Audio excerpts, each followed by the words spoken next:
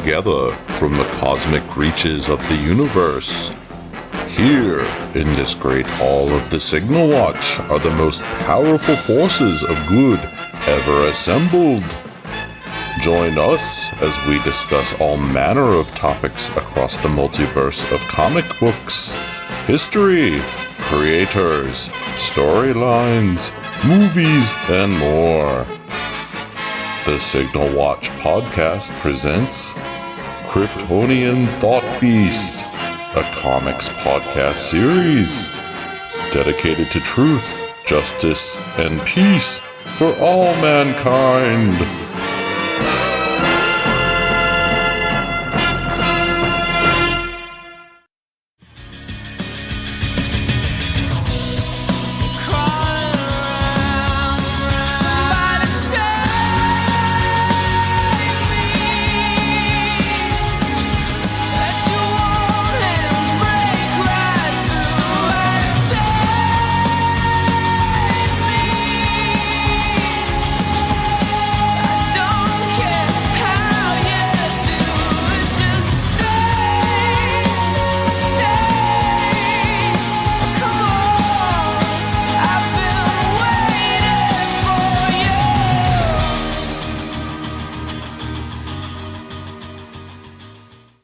Hey everybody, and welcome back to the Signal Watch, your podcast of all things super and cinema and all that good stuff.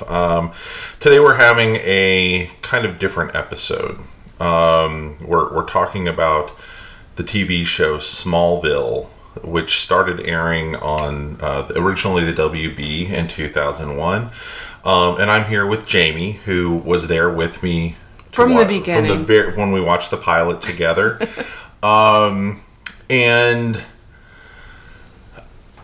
well, there's personal history tied up in this. There's 10 years of TV tied up in this. I have no idea how long this will go, if we'll end up cutting it into several chunks, or like what'll end up happening. But I know this will be a far-ranging conversation. I guess before Jamie gets into kind of her history with the show, I came to Superman kind of late, which is always a surprise to people who know me. I'd been into comics since I was about 9 or 10, but at that time I thought of Superman as being, it was the popular culture interpretation that Superman was kind of an old-fashioned character. And now we're into Batman as a culture. Like Superman right. has no place in our world. We need anti-heroes and grimdark. The movies, like the Christopher Reeve movies, were when we were kids. Yeah. And when you're 20, when you're 2 or 3 seems a really long time ago. I will say 18 years ago is not the same now as it was. It seems like yesterday. Yeah. So, when I got into Superman, I got really into Superman. And Jamie was kind of around for all that. It was right about the time we started dating. Yeah. And by 2000, I was aware they were working on this show. I had heard about an idea from the same people, and this has kind of been lost to history, but I believe it was the same producers who originally pitched a young Bruce Wayne TV show. And I totally rolled my eyes when I heard that. I was like, no, it doesn't make sense. The interesting thing about Batman is him putting on the cape and going out and actually doing the things. I don't know how much I care. But I was well aware by the time you hit 2000, and I'd been into Superman comics since about 97. I started getting into them, I would say. And then by 2000, it was obsession. And so I was aware of Superboy, and like, well, yes, of course, there's the whole history in Smallville. I don't know if they're going to have Insect Queen and Pete Ross running around and all these other things that were kind of the go-tos of Superboy. But I also knew what network it was going to appear on, which was the WB, which had done Buffy and kind of found this niche of we aim at really young adults, and kind of started the whole YA thing on TV, and then, which I think has spiraled into fiction and all that prose fiction. So I started seeing things coming of like they've cast this model out of Manhattan and he looks like this and he's like 6'4", and I was like, okay, it'd be nice if he had an actor, but whatever. I mean, my expectations... It's a typical 25-year-old playing a 14-year-old, but which we were all very used to at the time. Which you totally used to, yeah. But the bar was buried. I mean, you have to keep in mind, this is between X-Men coming out, which had been kind of this, like, seemed amazing at the time, but was also somewhat without precedent, and certainly without anything following it. You're talking the Iron Man movies coming 7 years later, right? This even came out before the first Spider-Man, I think. Yeah, it's a year before several months before Spider-Man. So you're in a period where you don't know how seriously people are taking these concepts, and on top of all of this, you had been laid off recently. Yeah. My last day of work was probably end of September, and I think this... Nope. It was the beginning of September. Oh, right. I'm so sorry. It was the end of August, because right after that, we went to Las Vegas, and then 9/11 happened while we were in Las Vegas. Yeah. So 9/11 had just occurred. Yeah. And in October of this fall... WB rolls this show out. I think they pushed it back a couple of weeks because of 9/11. Yeah, because of the destruction at the beginning of the pilot. Yeah. So that's kind of like the lead up to Smallville. I won't go too much into like my personal superhero history or Superman history, but I certainly knew what all the beats were supposed to be, and understood what they were kind of changing for the pilot. And also had the really weird experience of knowing this isn't really for me. At this point, I'm like 26. And it's on the WB, and it's kind of aimed at an audience that doesn't know or care about Superman. And they were making a really big deal to assure people this isn't Superman. You're not going to have to embarrass yourself by watching a show about a guy in tights and a cape. Because even X-Men at this point was leather suits. Their motto from the beginning was no flights, no tights. Right. They made a big deal about that. Yeah. It's like it's going to be more of like the X-Files in Kansas, I think was really the pitch. And the pilot comes out, and I was like, oh, holy crap. Like... John Schneider, who I hadn't really thought about much since Dukes of Hazzard. I'd quit watching it when he left the show, before they did the Coy and Vance years.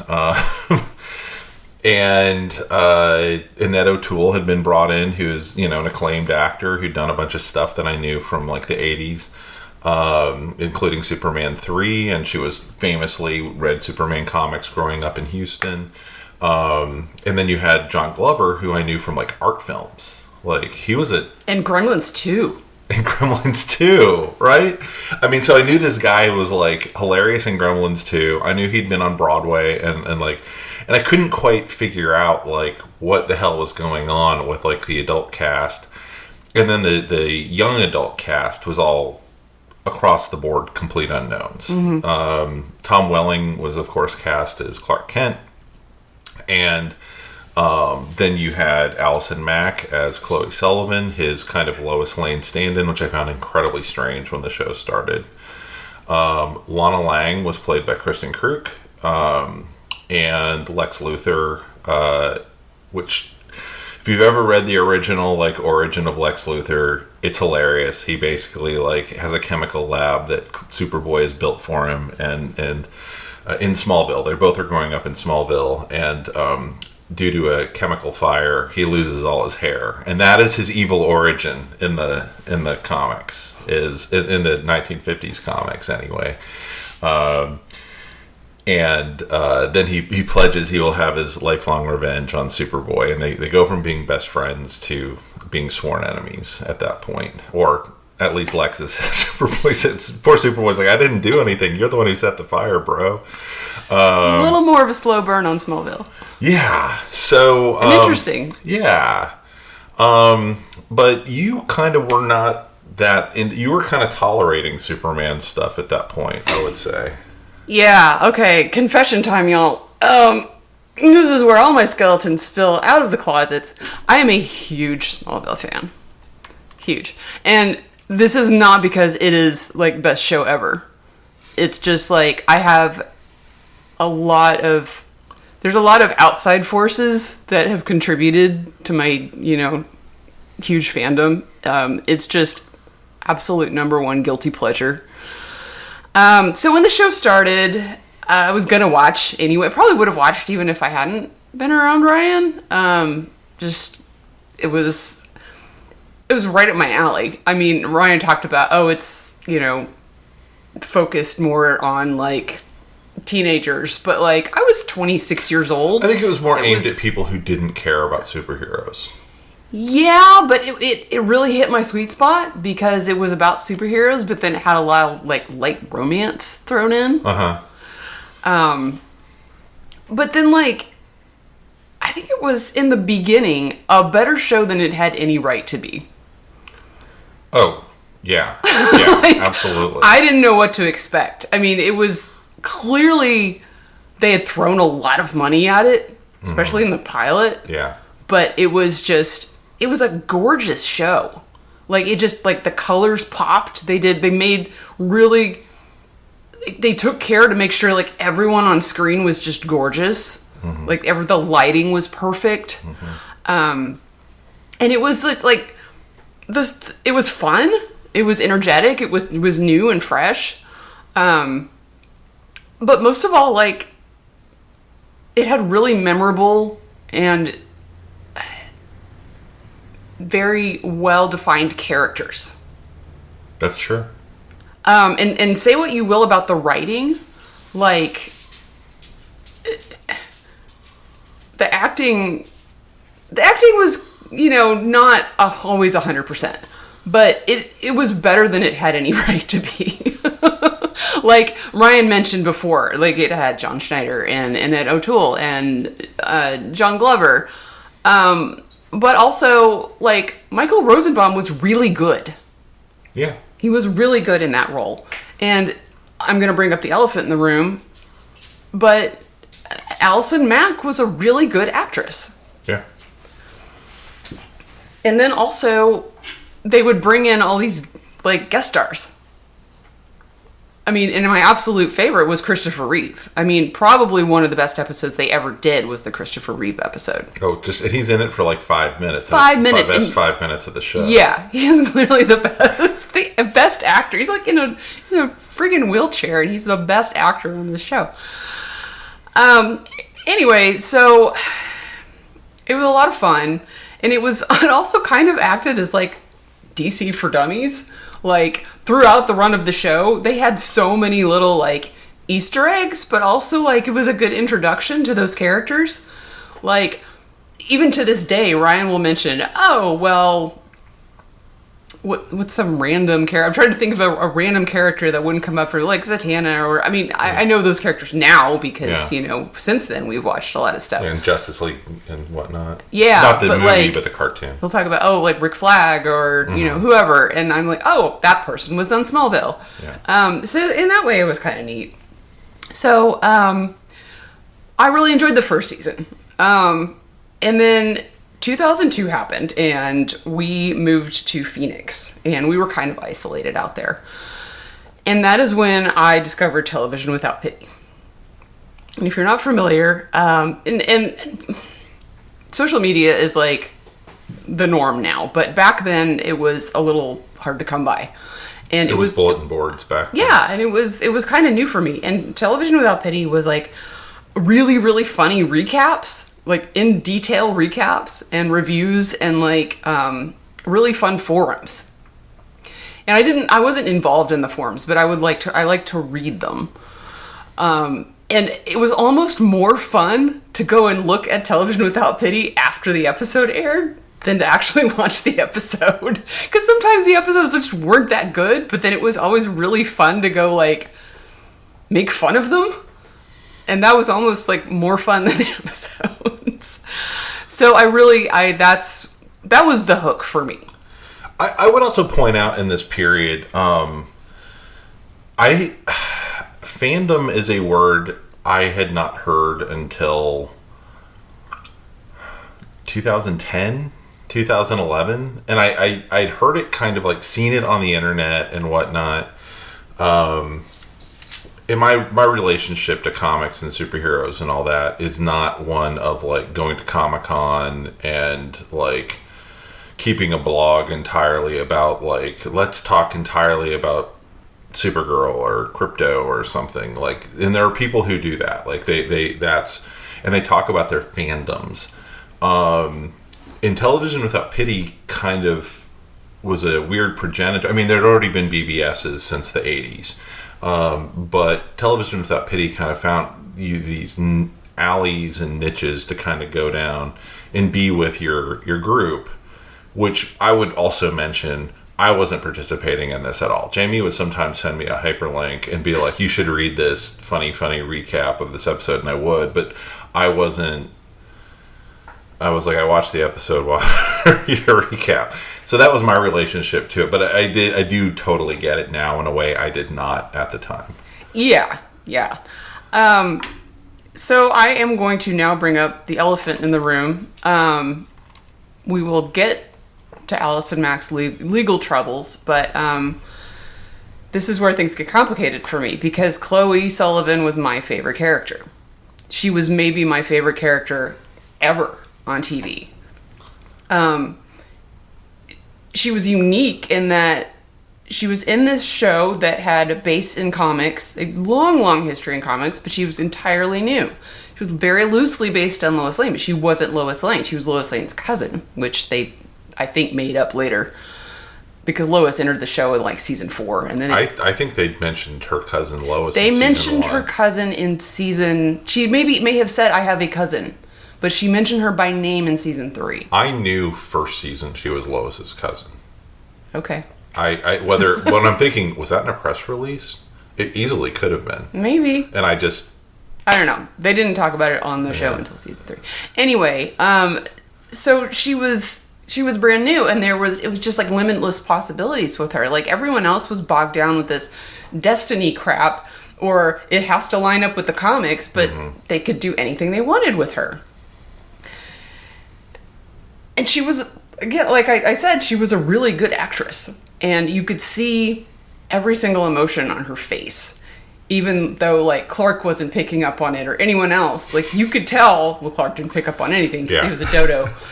But, like, it was so realistic and sympathetic. Like, you totally understood, like, feeling like that as a teenage girl. Like, she had this unrequited crush on Clark for a good chunk of the show.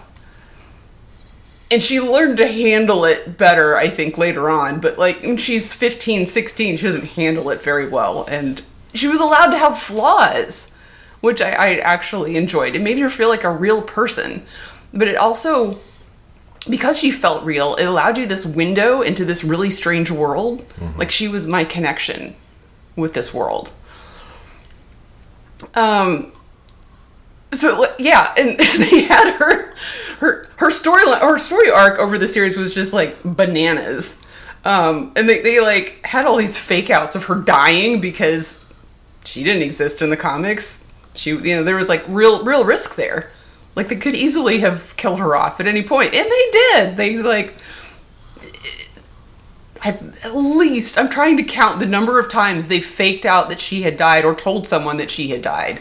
It had to be almost 10, I would think, throughout the series. It was quite a bit. Yeah, it was a lot.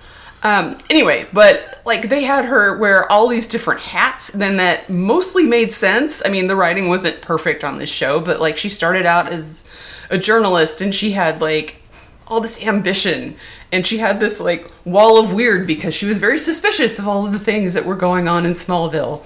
And she suspected the Meteor Rocks of being, like, the culprit. And, of course, they were, because they were doing all these Freak of the Week episodes because of the Meteor Rocks. And she did sleuthing with Clark. And then she, in season 4, discovered his secret. And that actually, I think, was a step up for her character. Because I think people were getting a little annoyed by her, like, always, like, trying to... He told her to back off at one point, and she did. Which I thought was really, good character growth for her. Because she respected his boundaries. But then when she learned his secret, then she she became his sidekick, which was like a really cute relationship for the two of them. And she became like really beneficial to the plot. And then season 6, she starts working with the Justice League. Like by this point, they'd kind of sprinkled in that, oh, she's kind of an amateur hacker.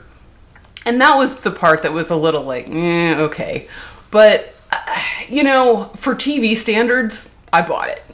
Oh, yeah. This is still where writers of that generation didn't know enough about computers to know this is absolute nonsense. Like, our audience is going to just kind of, like, roll their eyes and have to accept it as... Well, and they dropped, like, hints here and there of, like, my friend, my contact here, and this person taught me to do this. And so she had all these, like, side friends because she was kind of a side character. They could, like, write off that all this stuff was happening off screen.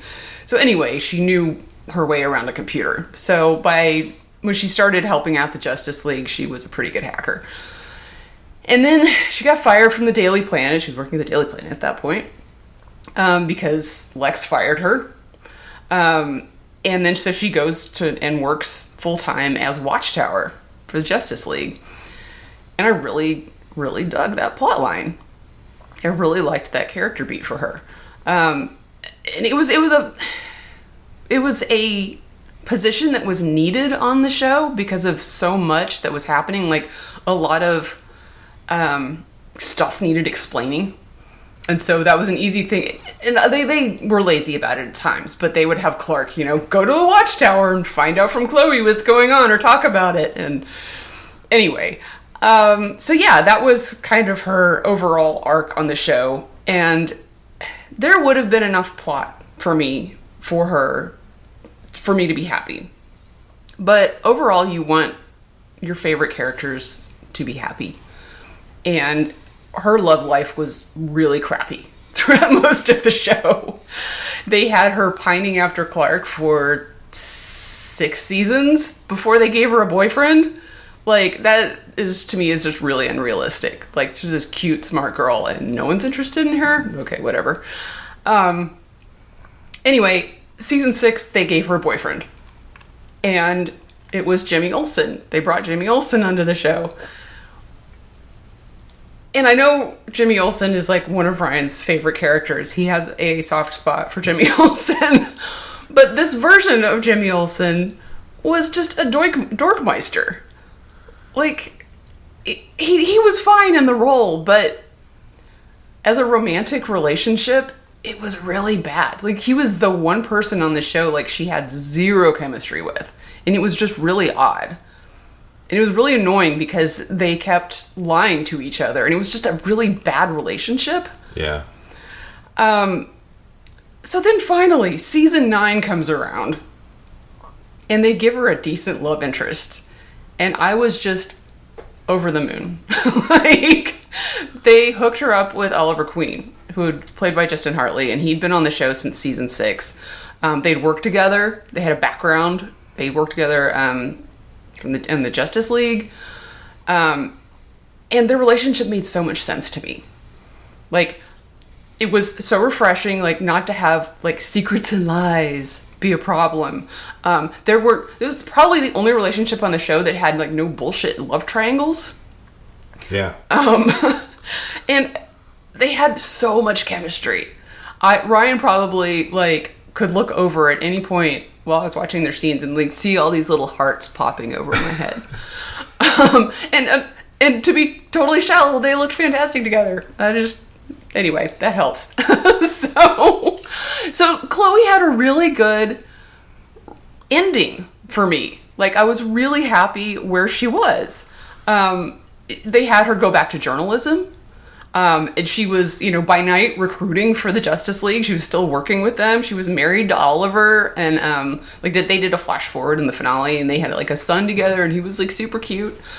But I wanted to see more, and that was it. So anyway, this is where I went into a deep dive into the fandom because, on a personal note, about a year after the show ended, my mom had a stroke. And it was obviously like a really, really hard time for me. And she was not well for about 5 months, and then she passed away. And I was really struggling. I was really stressed out and really depressed. And that's when I went back to Smallville. Just coincidentally, it had just started going into syndication. And so it was playing twice a day, like every day of the week. And so I got to see it in its entirety. Like, there was a point, season 6 and 7, where we really, like, the show had kind of gone downhill a little bit, didn't know what it was doing, it was kind of spiraling. So we weren't really watching much. So there were a lot of episodes in the middle that I missed, and when I went back, I got to watch every single one of them. And then I started going back again, and then on the second watch, like, if there were episodes that I didn't like, I just wouldn't watch them. So there are episodes that I've only seen once, but I've seen all of them at least once, and I've seen a lot of them multiple times. But it was familiar, and it was cozy, and like I said, it was a guilty pleasure, and it was a good escape. And around that time, Television Without Pity's forums had just kind of fizzled because it was very episodic based, and people had moved on to other things. But there were other forums that had popped up, and I got the courage to actually join one of these forums, and I started posting and getting to know people, and they were as crazy as I was. They were really nice, and it was fun, and that's when I started reading fan fiction. That is one of my big skeletons. Hey, I read fan fiction. But so a lot of people started moving to Twitter from this forum, and so I didn't want to talk to those people on my regular account because I didn't want my real life friends to know that I was talking about Smallville so much. So I started a new account, a private account that not even Ryan knew about. I think now is a good time to point out, like, around this time, I was working all the time. Yeah. And traveling all the time. Yeah. And this was, I think, around the window where I didn't have a day off for like 2 years. I had no idea Jamie had returned to Smallville. I didn't know she was watching it. Nope. And part of it too is, like, I think we have we're able to communicate, and every year better and better. But in kind of my, like, sorting out, like, how fandom was changing or the community and culture around comics was changing, I didn't think very highly of fan fiction.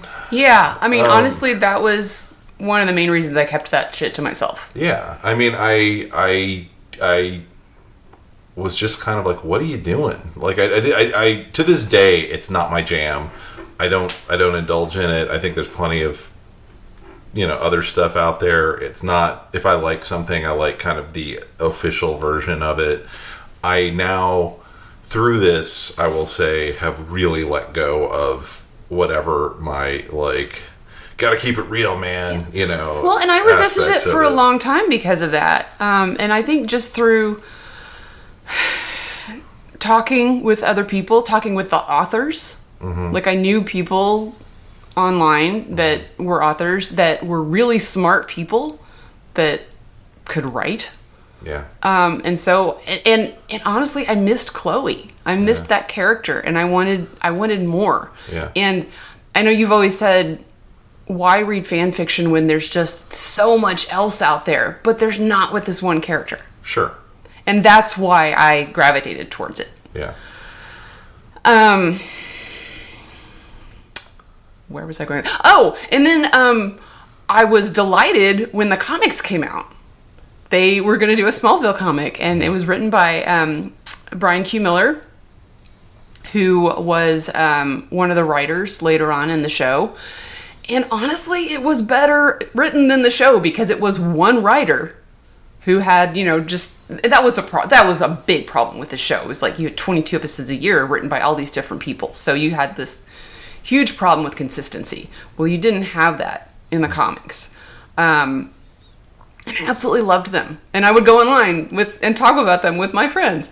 And I'm obviously all of that has fallen away for different reasons. I'm not involved really in that anymore, but I still am friends with probably 4 or 5 people from that era, and we don't talk about Smallville really anymore.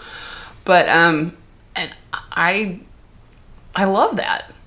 I love that I've gotten to know these people. I even got to meet someone that I was friends with. I was going. You ditched me while we were on vacation to go hang out with them. Yeah. No, I didn't actually. That was a different trip. Oh. Okay. Yeah, we tried to meet up once while we were in Seattle, and her car broke. No, her car didn't break. It got broken into. Yeah. So I didn't get to meet her then. But the second time I was up there, and I was visiting my friend Heather. Yeah. I got to go meet with her, and it was so bizarre. Mm-hmm. It's so bizarre to meet someone that you've only known online. Yeah. But we had a really good time, and it was really fun. Anyway, so after Smallville ended, I was really excited about Allison Mack's future. Jesus. I got to get into it. No, I know. Well, I also want to point out, I was aware Jamie was not alone. Well, Jamie had started mentioning her kind of like, I love Chloe as a character a few years before the show ended. Before we get totally into the Allison Mack thing, I want to talk a little bit about my progression with kind of the 10 seasons of the show, because you mentioned we quit watching. Yeah. So I had kind of come at the show, like I said, like I would like a young Clark Kent, young Kal-El show, and understanding I was not going to get Richard Donner, 30 minutes or whatever of 45 minutes of young Clark Kent. I'm going to get, something else. I'm getting a WB show. And I had fears about what that would turn into if they didn't take it seriously, because you're still talking about not that far off from people still saying bam, whap, pow whenever you talk about superheroes. The only one who was given a pass at this point. And there were articles everywhere about how we could only take Batman seriously. Everything else was stupid. And I'm not exaggerating. Like, they were passed around the comic community all the time, and it was always, you could always tell it was like somebody's friend or something who kind of knew about superheroes from their friends, whatever. But I also knew that these TV writers were unlikely to be of the generation that had come up taking comics super seriously. So they were going to be writing whatever the hell they wanted to.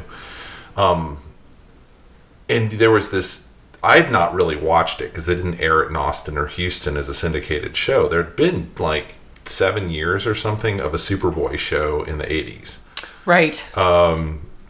And I'd seen kind of what that was. Like, we've watched some episodes recently-ish. Yeah, exactly. I mean, it is what it is, but TV, when it doesn't know what to do to fill an hour, tends to get really stupid. And I have believed since I was in college that 22 episodes of anything... I didn't grow up watching serial TV. If something was like a soap opera or whatever, I wouldn't watch it, because I was like, there's no way I can commit to being somewhere every week. The only thing I did that with was Twin Peaks. Even Twin Peaks, I learned to use my VCR. Yes, exactly. That is like if I was going out, because it came on a Saturday night, and I would tape that shit. Yeah. So we got through seasons kind of 1 through 3 where I felt it was relatively okay. He's a kid in high school, whatever. They were doing things that were tipping their hand, like the 15-year-old now owns a Jeep Grand Cherokee and she runs a coffee shop while she's going to school, and she's it was stuff that just, you could tell they were doing the thing of, oh, it's a superhero show, it doesn't matter, which is absolute poison. And I've been talking about this a lot in kind of other places, other podcasts and online and stuff, but the success of Marvel has really been, we have enough crazy stuff going on. Everything else needs to add up. Like, we can't suddenly say that, like, Steve Rogers, like, neighbor, like, can fly or whatever. Like they wouldn't that's too extreme. But they wouldn't have things that make you go, wait what? Like they constantly make sure they're cleaning up around themselves. They're not just building, they're cleaning as they go. Network TV, it's too hard to do that when you're doing 22 episodes a year. And so you end up having bad episodes of everything. I mean, that's why I never understood, why do the networks insist on 22 episodes when they know that you're going to have a third of those that are going to be absolute trash? Because it's their cash cow. But anyway, it never made any sense to me. It's like, go for quality, not quantity. No, and they finally learned to do that. Yeah, like recently. 2 years ago. Yeah. And certainly through HBO and these other things, and we're doing fewer episodes and more expensive per episode. Quality over quantity. Yeah. So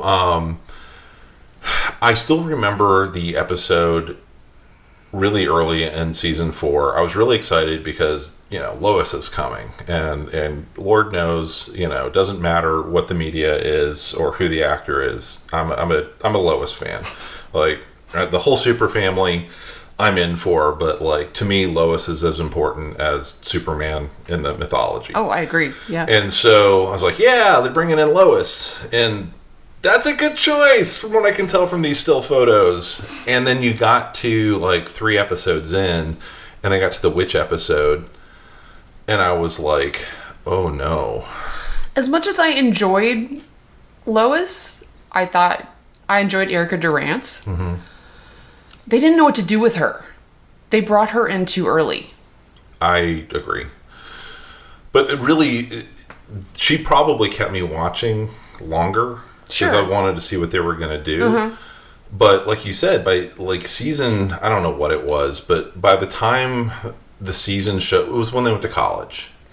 That was the season where I was like, I'm out. And I didn't watch really for a while. I came back when I started seeing on like Superman homepage that like, oh, they're bringing in Cyborg. And so I'd record the episode. That was the other thing that changed everything, was DVRs happened. Mm-hmm. Like, yeah. I can't stress enough for me how much that changed the world. Oh, so much, yeah. And so I was like, okay, I can at least record and see, like, what they're doing with Cyborg and, whatever. And that was kind of how I interacted. So I'd watch an occasional episode.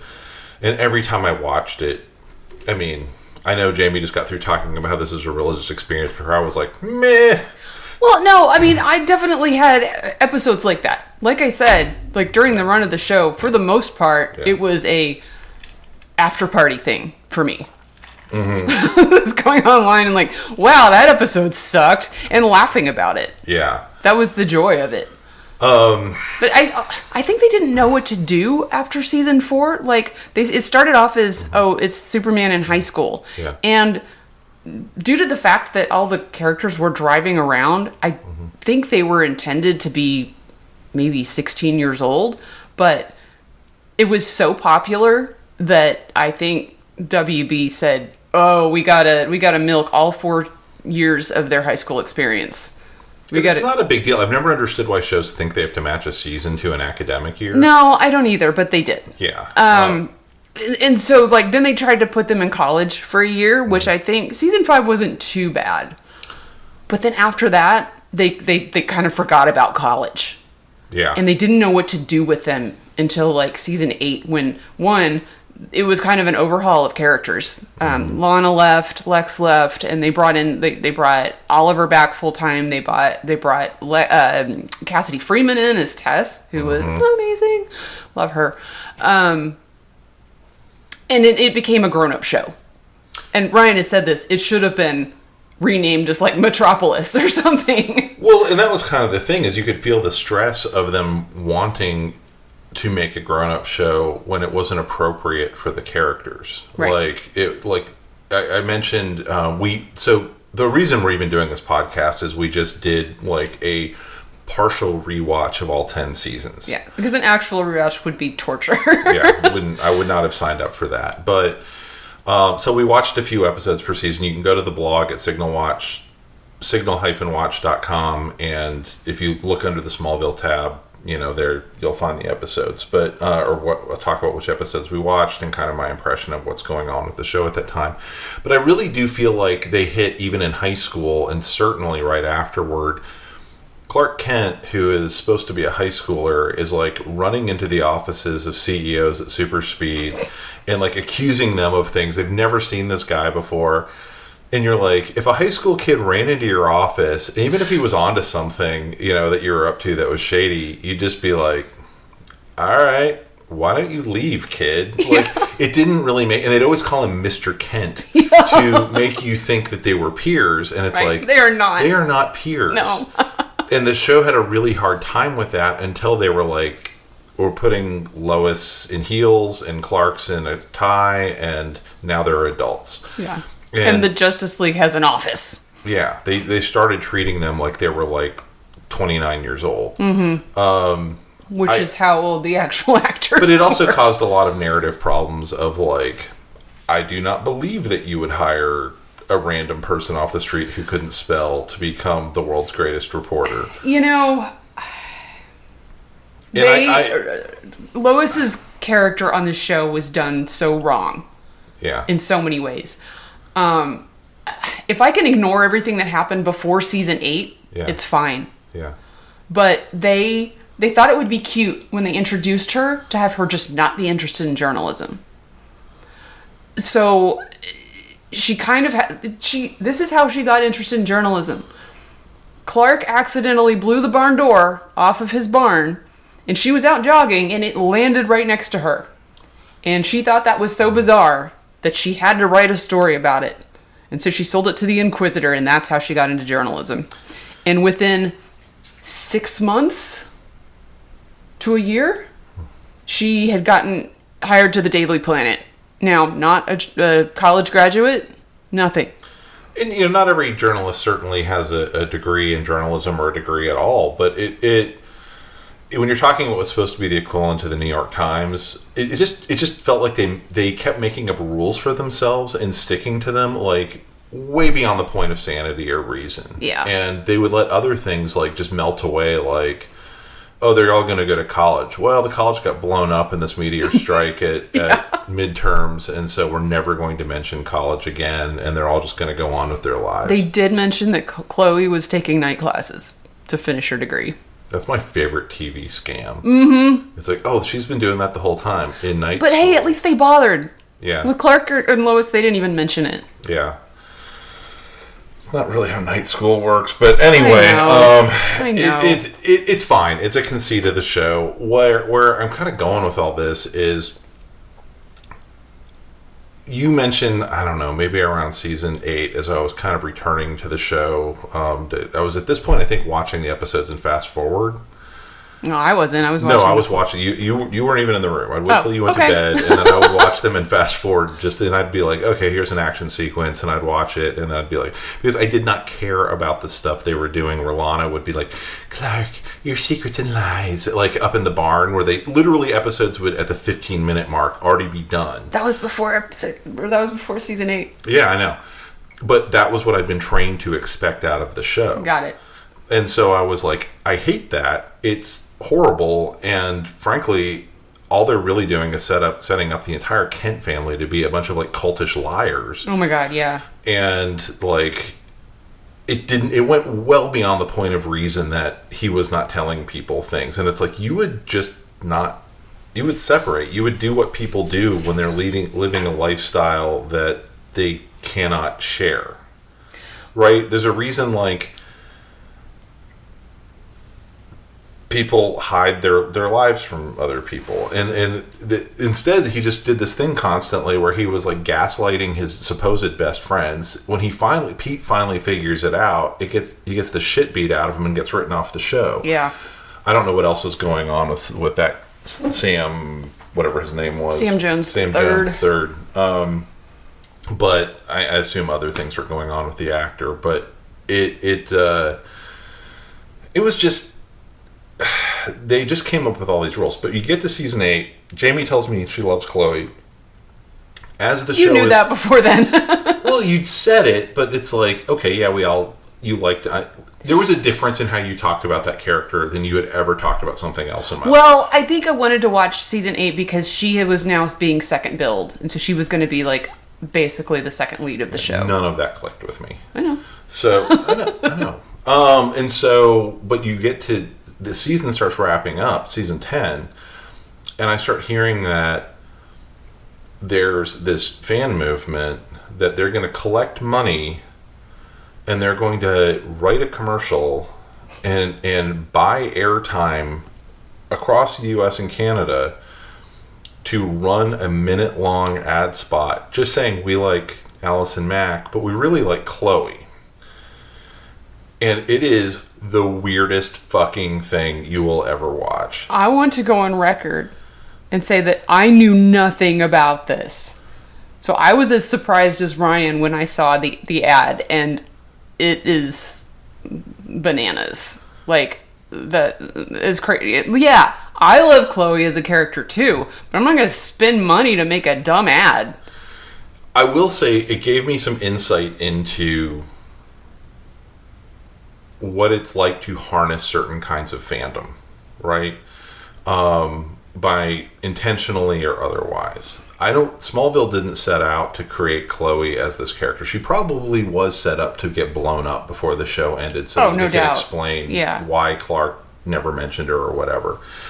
But yeah, the commercial's called like Legend or Legendary or something like that. Yeah. And it's all these young women who look bright-eyed and naive as hell, standing in front of a green screen, telling the story of Chloe Sullivan and what she means to me. And it's really sweet. It is. And it absolutely feels like she's starting a cult. Yeah, I mean, 100% feels like, oh my god. This is like a bunch of people like... Not that... I mean, she didn't have anything to do with it, but it just showed her ability to have influence over people. Yeah. In a big way. Mm-hmm. It was one of the most weird, and I will say this, weird psychosexual things I have ever seen manifest, like, ever. Like, the closest thing I could compare it to is you can't go somewhere and do what they did when the Beatles showed up and just scream because you don't know how else to react because you have no other tools for dealing with the emotions you're feeling, seeing something you're that excited to see. And I will wax rhapsodic about my favorite actors or characters. I have never thought that was a good idea. Like, it would never, I mean, and so to me it was like, there's something just going on here where something has just merged in of a love of this character. Well, she was that I had never seen. Yeah, before. I mean, she was like nothing I'd ever seen before on TV, and I could relate to her, and just so many things that I completely understood where these young girls were coming from. And had I been 10 years younger, I don't think I would have spent money on it, but maybe I would have been talking to those girls. I have no idea. Yeah. It was interesting, and so then you flash forward to okay, so. Let's get back to the Allison Mack thing. So, as I was saying a while back, I was really excited about her potential after Smallville, and she did a few things. She was a guest star on, like, what was that show called? No, it wasn't Willard, but it was Wilfred, something like that. And she was good on that, and I started a couple other things. And while she was on Smallville, she even directed a couple episodes, and one of which I thought was really well directed. She directed the episode where she and Ollie hooked up. Yes, and the ending scene is one of my favorites, one of the best directed in the series. It's just really, really beautiful. Anyway, so I followed her on Twitter for a little while. I had known that she and Kristen Kruk were involved in some, like, self-help organization, is what it was calling itself at first. Mm-hmm. It was like Nexium. Was that the name of it? I know that's the name of what it was when shit went down. Yeah. And then at some point, I think Kristen phased out wisely. but I started to notice that, and Allison had always been kind of, not like hippy-dippy, but like a little self-helpish and stuff with, She seemed really flaky if you looked at her personal She was a little website. weird. Yeah. And so I was like, okay, well, she's kind of a weirdo, and I just, she was on my Twitter feed sometimes. And then it got more odd. And then it started to make sense because someone, I don't remember where I heard this, but then I was like, oh, no, that group, that is a cult. And as soon as I heard that, I unfollowed her. And then it just kept getting worse and worse. Like, I kept hearing more details. And this is like years after the show ended at this point. It's like, okay, well, it's a sex cult. Oh, or they're kind of smuggling people into the country. And there's just all this stuff. And honestly, at some point I tuned out because I couldn't take it anymore. Yeah. It was just too... I was almost taking it like too personally. I had just so many feelings around like when she got arrested and when she's in jail right now. Let's just put it on the table. But I was crushed. I mean, I was crushed. I was sad. I was disappointed in her. I felt betrayed. I was angry because she had like basically destroyed this character. DC is not going to want to use her again. Right. So Chloe was owned by the TV show and not the comics, and there's apparently like actual things, even though it's all under the Warner Brothers umbrella. There's still internal licensing that happens, and so Chloe only ever appeared in, I want to say, like 2 or 3 comics. Yeah, during the run of the show, she did until... Yeah, they introduced her. They had a Jimmy Olsen one-shot, and she totally mischaracterized. It was not good. It was really... You could tell they hadn't watched the show or got what people liked about Chloe. She was just like generic love interest is what she was. She was actually...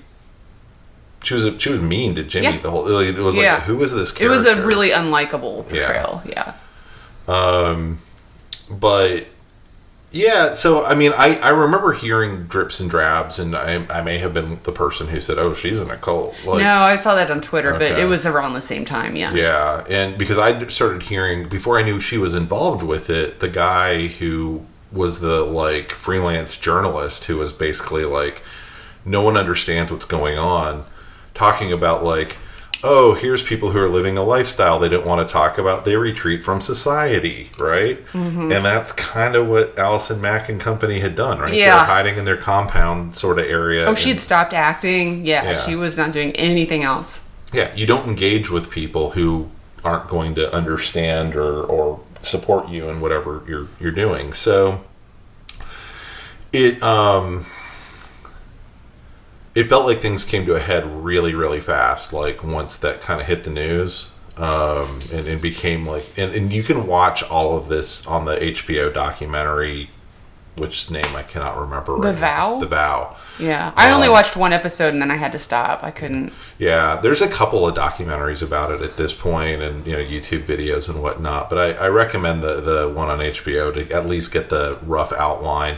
It's a lot of CYA from some people who are involved, but it was bad. Yeah. I mean, in a way that you don't really expect in like the 21st century.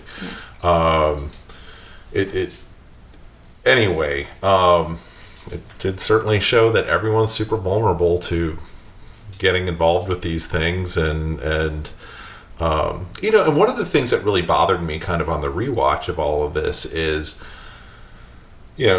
Jamie mentioned that, like, they were, she's not going to have a love interest and all this.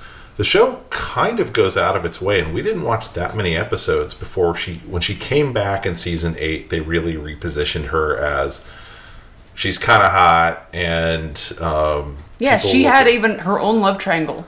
Yeah, but like there was even a shot where she's coming to meet Oliver at the Ace of Clubs, and oh no, that's season 10.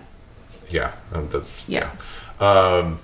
and it's everyone looking at her as she goes through, which there's nothing funny looking about Allison Mack. Like, that totally makes sense. And but the show was constantly kind of saying, well, you're saying things about this character, but you're saying it about her the actual human who is the character. Right. And you're somehow telling her you can't be the person who people would love and all this. Which it's like, of course, I totally understand the difference between a character and the person playing it. But also when you're a young adult and you're like, why can't my character possibly be one that people are supposed to find appealing? Yeah. Like, I would have to think that has to end up impacting the person who's working. Well, and then on the like role. all the people, all the young girls who identify with her, Yeah. like, well, shit. If Chloe can't find, someone to love her, like, what hope do I have? I don't know. It was a little crushing. Yeah. Like, I think you expect the underdog story to have a payoff, and it never did. Yeah. And I didn't like the thing on the show where they were like, well, you're not a journalist anymore. It made no sense. No. Like, that was her one driving thing as a character from the first episode, first episode. And she just gives up, which didn't feel in character as much at as all. I enjoyed her being Watchtower, she could have done both. There was no reason. There's no for her reason. not to do The both. only reason I can think of is that they wanted Lois to be in the Daily Planet, and they didn't want to have to write for two women journalists that had very different relationships with Clark. It also, though, would have saved a bucket ton of time because instead, Clark was constantly having to run between Smallville and Metropolis to tell Chloe this at the Talon and this person this over here, and now I got to run to the Arctic Circle to go tell Jor-El. And it was just Dude, my it eyes got dead. to be obscene. It was like, if they're all at the Daily Planet, just put the fucking Watchtower in the ball at the top. Yeah. Like, there's a million ways to solve this problem. But they didn't.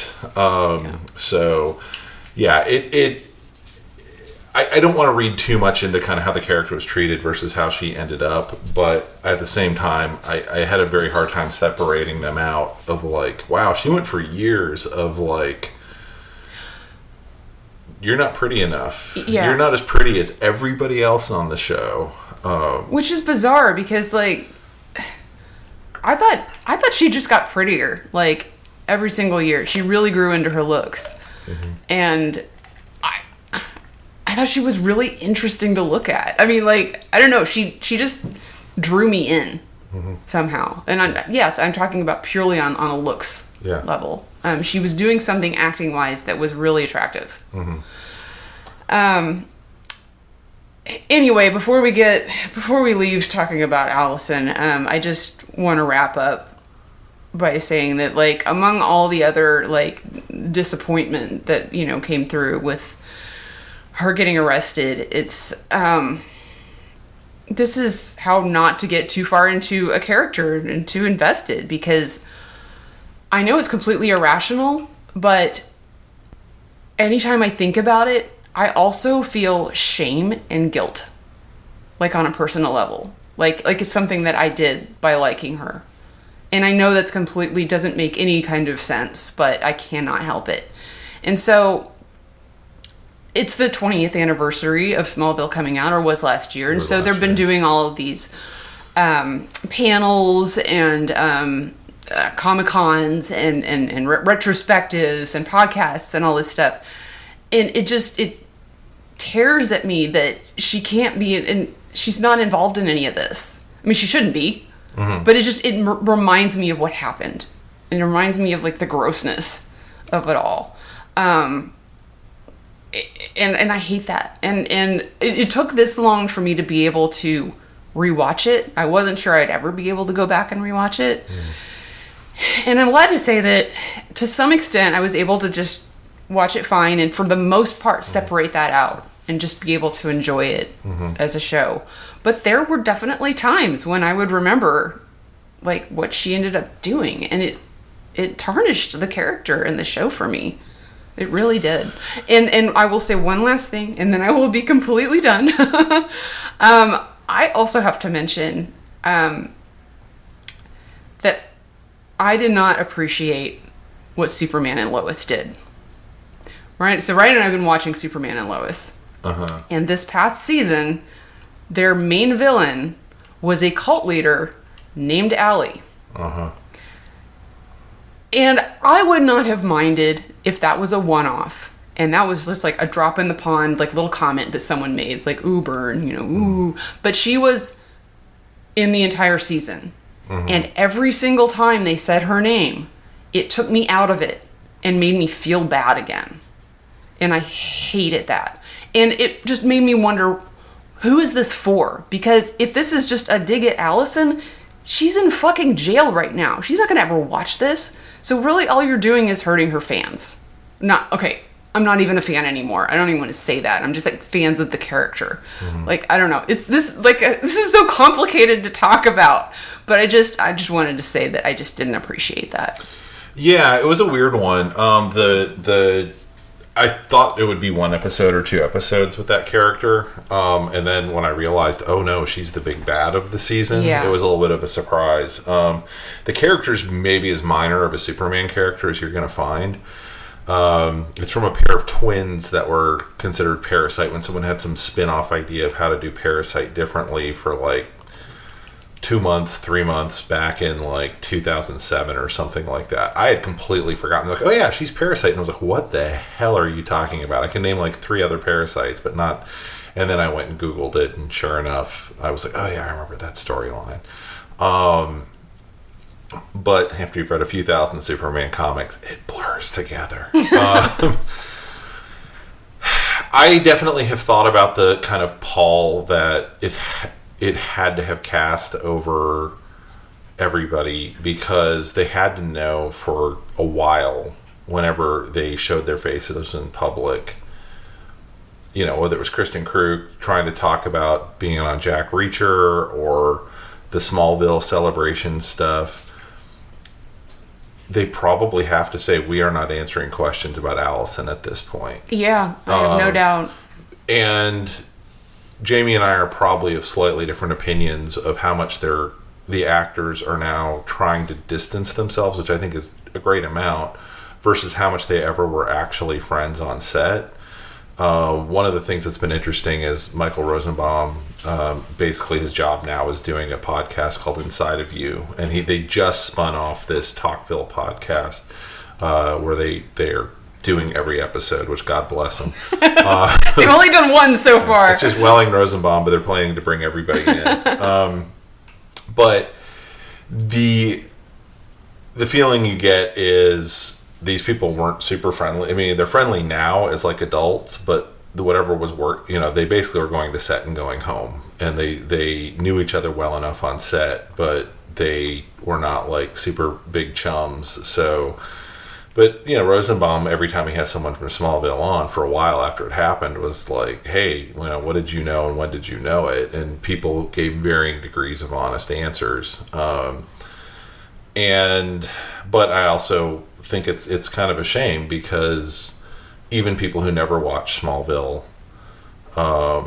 that is going to be one of the major things. It's kind of like literally the first thing I ever knew about the Adventures of Superman show with George Reeves. The first thing I ever heard was when I was like 5. Hey, did you know there was a show about Superman that used to be on 20 years ago, and the actor shot himself because he thought he was invulnerable to bullets like Superman, which of course is how a 5-year-old interprets and tells the story. But that's all I knew about Adventures of Superman until, you know, the late 90s or something like that, which is a damn shame. The Adventures of Superman is a great kids show, but I think it's also kept that show from being circulated kind of since the 70s and the way it used to be, because of this weird, you know, mythology that like movies like Hollywoodland have kind of pushed forward.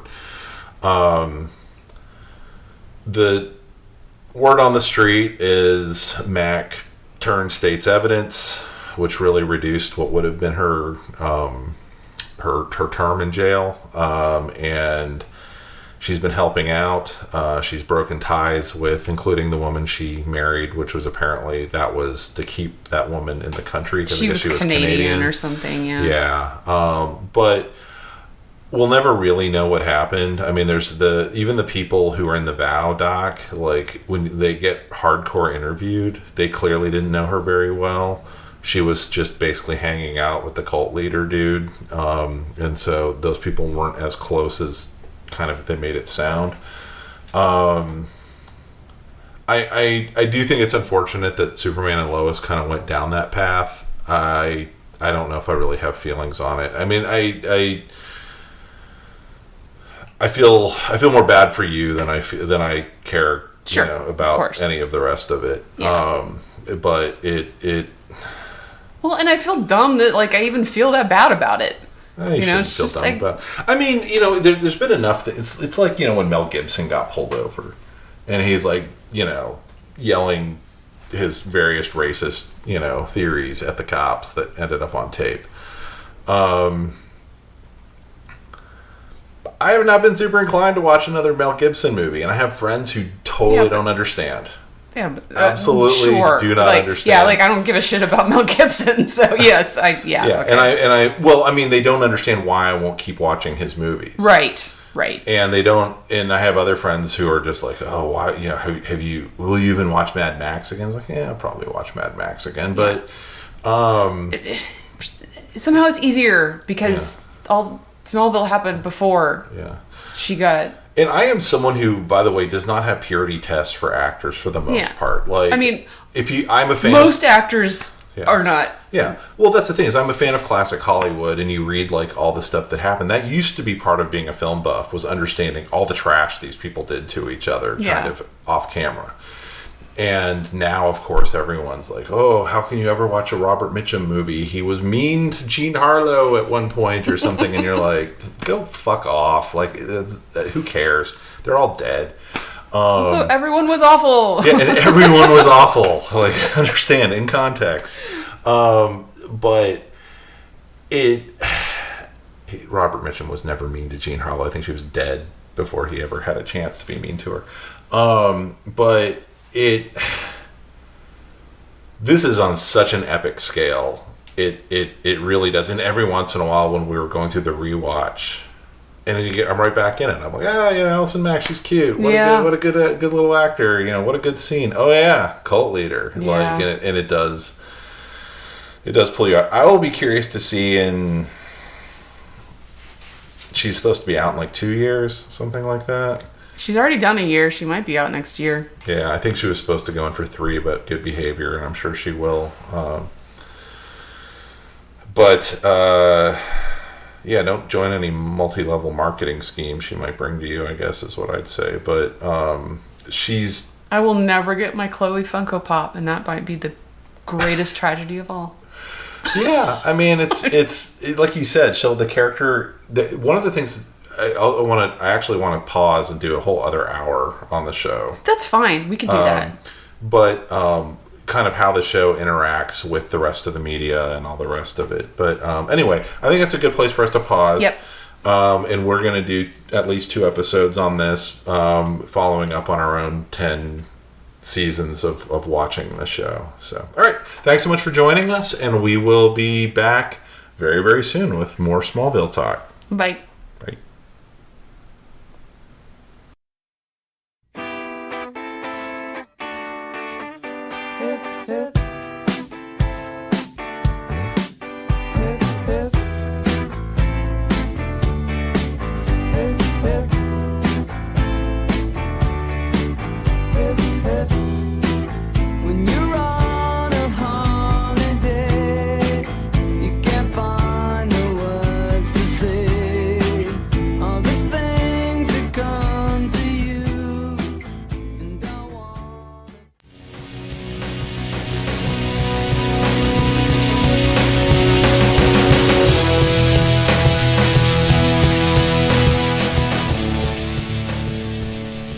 That about wraps it up for this edition of The Signal Watch, a production of the League of Melbotus. Thanks for sticking with us. If you enjoyed the podcast, we invite you to drop on by the Signal Watch blog, where you'll find write-ups of a wide variety of movies and more. We'd love to hear from you, so find us online and let us know what you think. Whether you prefer email, blog comments, or social media, we'll be happy to hear from you. We'll be back soon with more exceedingly high-quality content. So, until next time, God damn it, babies, you've got to be kind.